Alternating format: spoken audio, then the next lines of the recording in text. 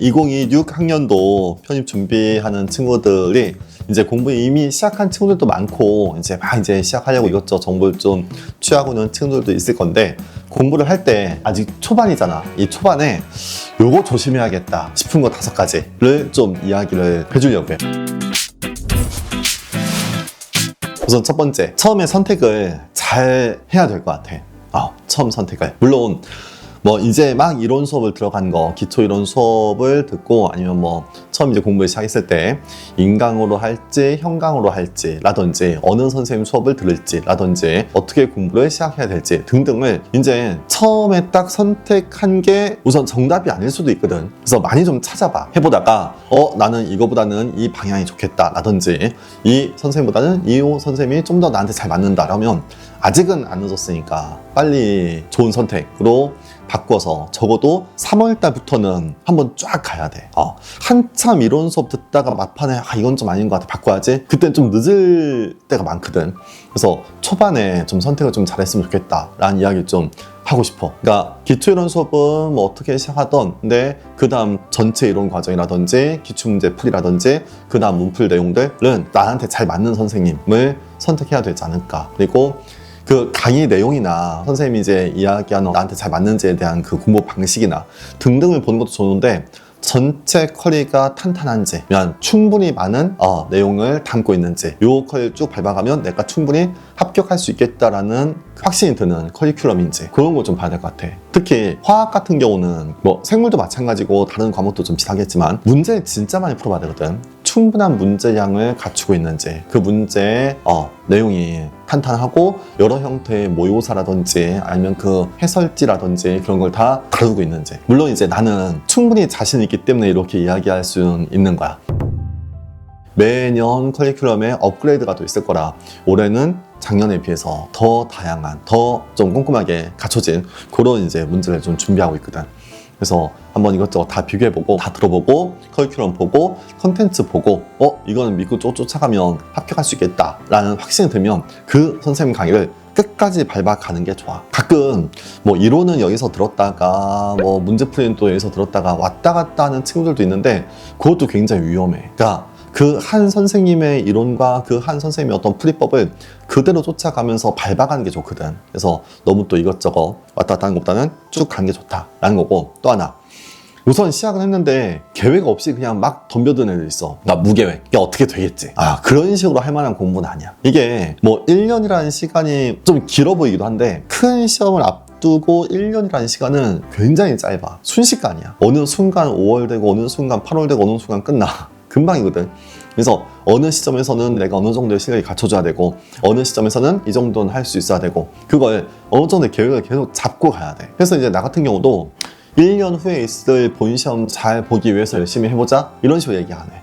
당장 다음 주에 볼 테스트를 잘 풀 수 있게끔 공부해와 라든지, 6월 달에 있을 타임어택 모의고사, 그때부터 이제 매 주마다 시험 보잖아. 그때 모의고사에 이 정도의 성적은 갖추고 있어야 돼, 이 정도의 실력은 갖추고 있어야 돼 라는 이야기를 좀 많이 하거든. 그래서 저 멀리 있는 1년 후의 시험보다 당장 있는 다음 주의 시험 아니면 그 다음 주의 시험, 매 주마다 시험을 보거든. 매 회차마다 시험 보는데, 그 매 회차마다의 시험을 계속 준비해서 공부해오자 하고, 전체 범위의 본격적인 모의고사는 6월달에 타임어택 모의고사 때 적어도 이 정도의 성적을 갖추면 어느 학교까지는 합격할 수 있다. 그건 이제 올해 결과 나오면 다 정리해서 보여줄 거니까 그 성적 맞춰서 공부하는 것도 좋은 방법이야. 그래서 계획을 좀 잡자라는 거고, 또 여기저기 뭐 이상한 정보나 도움이 되지 않는 쓸데없는 정보도 굉장히 많은 시험이야.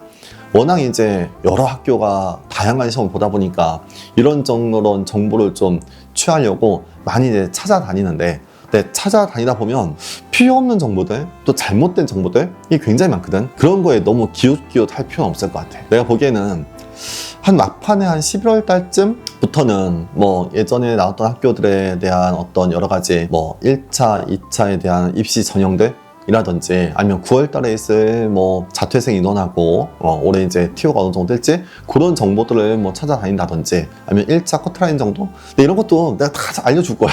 내가 다 정리해서 보여줄 거고 네이버 카페든 유튜브든 촬영해서 다 제공할 거니까 굳이 뭐 이런저런 정보를 위해서 뭐 기웃기웃 다닐 필요는 없을 것 같아. 이제 약대 편입도 어느 정도 이제 3년 차에 돌입이 됐잖아.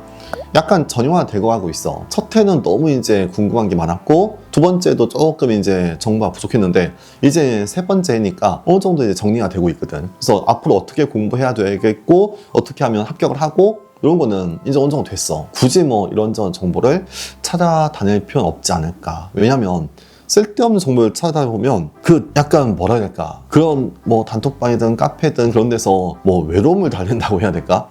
그러니까 이상하게 시간 보내는 친구들이 많은 것 같아. 공부에 올인해야지. 공부를 해야지. 그래서 그런 쓸데없는 정보도 조금 선을 그어보고, 그다음 잘못된 시간 분배에 대한 것도 좀 이야기하고 싶은데, 요거는 우선은 내가 영어 점수가 없으면 영어에 거의 올인하는 게 맞아. 토익 점수가 950점 이상이 될 때까지는 영어와 생물과 화학의 자습 시간을 8대 1대 1로 두는 거야. 진짜 영어가 돼야 돼. 영어가 안 되면 아무것도 안 돼. 그래서 영어가 아직 950이 안 나왔다. 그러면 영어가 950점 토익 점수가 될 때까지는 8대 1대 1 정도의 비율로 영어에 많이 올인을 해. 대신에 950이 되잖아? 그때는 이제 영어보다는 생물화학에 좀 더 집중을 하는 거야. 왜냐면 950점부터는 영어 공부를 막 판다고 해서 점수가 막 올라가지지가 않아. 그러니까 운이 잘 맞는 토익 회차가 생겨야 돼. 진짜 950점부터 990점까지의 점수가 나오는 거는 진짜 운 좋은 친구들은 진짜 한 번에 나올 때도 있고, 근데 조금 운이 안 좋으면 굉장히 오랫동안 시험 봐도 계속 950점에 머물러 있는 경우도 있거든. 그래서 딱 한 번 그 회차 얻어 걸린 회차가 생겨. 그래서 영어보다는 이제 그때부터는 생물화학, 영어에 골고루 시간 배분하는데, 보통은 영어는 한 이 정도, 생물화학을 4대 4. 그리고 물론 생물이 분량이 많지. 일반화학과 유기화학까지 다 쪼개서 생각하면 생물, 일반화학, 유기화학을 4대 3대 1 정도의 시간 배분을 하는 게 맞다고 봐. 너무 생물이 양이 많다 해서 생물에 올인해버리면 나중에 화학에서 또 미끄러지고, 화학이 뭔가 문제 푸는 공부가 재밌다고, 아니면 문제 푸는 공부가 좀 짜임새가 좋으니까 화학에 올인하면 또 생물이 또 미끄러지고, 그래서 같이 두루두루 공부하면서 시간 배분을 좀 잘했으면 좋겠다라는 거고, 또 하나 시간에 대한 이야기 하고 싶은 게, 여러분들 7월달 넘어가잖아? 생각보다 엄청 바빠져.